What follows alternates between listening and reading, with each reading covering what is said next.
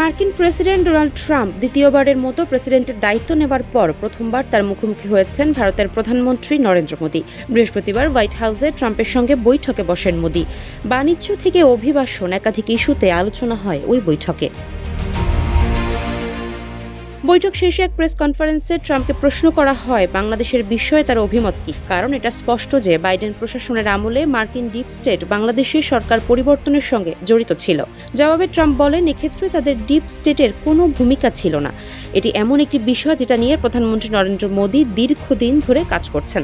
সত্যি বলতে গেলে শত শত বছর ধরে এই বিষয়টি নিয়ে কাজ চলছে, তাই তিনি এটা প্রধানমন্ত্রী মোদির উপরেই ছাড়তে চান। যমুনা রাইস কুকারে আছে 3-in-1 function. Jamuna rice cooker, smart রান্নায় আধুনিক জীবন। এরপরে রাশিয়া ইউক্রেন যুদ্ধ অবসানে ভারতের সম্ভাব্য ভূমিকা নিয়ে কথা বলেন মোদি।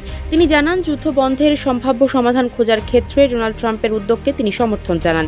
বৈশ্বিক জনমত বলছে ভারত এই যুদ্ধে নিরপেক্ষ ভূমিকা পালন করেছে, কিন্তু তিনি একটা বিষয় স্পষ্ট করতে চান যে ভারতের ভূমিকা নিরপেক্ষ ছিল না, তারা সবসময় শান্তির পক্ষে ছিলেন। মোদি সাংবাদিকদের বলেন, তার ও প্রেসিডেন্ট ট্রাম্পের মধ্যে একটি বিষয় মিল রয়েছে, তারা দুজনেই দেশের স্বার্থ আগে দেখেন। ট্রাম্পও মোদির প্রশংসা করেন এবং বলেন, মোদি ভারতে দারুণ কাজ করছেন, তাদের মধ্যে ভালো বন্ধুত্ব রয়েছে। বৈঠকে রাশিয়া ইউক্রেন যুদ্ধ, বাণিজ্য, অভিবাসন সহ একাধিক বিষয় নিয়ে আলোচনা করেছেন তারা। সম্প্রতি বাংলাদেশের পরিস্থিতি নিয়ে জাতিসংঘ একটি প্রতিবেদন প্রকাশ করেছে। সেখানে ক্ষমতাচ্যুত প্রধানমন্ত্রী শেখ হাসিনার সরকারের বিরুদ্ধে মানবাধিকার লঙ্ঘন ও গণতন্ত্র ধ্বংসের অভিযোগ আনা হয়েছে। 2024 সালে ছাত্র আন্দোলন নিয়ে করা প্রতিবেদনটিতে বিক্ষোভকারীদের ওপর হামলা ও বহু মানুষের মৃত্যুর ঘটনার চিত্র তুলে ধরা হয়েছে। বাংলাদেশ জাতীয়তাবাদী দল বিএনপির মহাসচিব মির্জা ফখরুল ইসলাম আলমগীর প্রতিবেদনের বিষয়ে জানান, শেখ হাসিনার সরকার ফ্যাসিস্ট ছিল।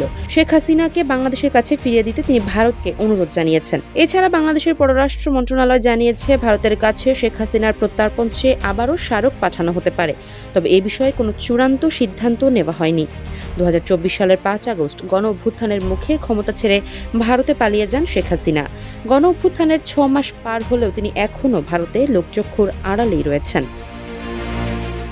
আফসারা নাজ, নিউজ ডেস্ক, ইত্তেফাক।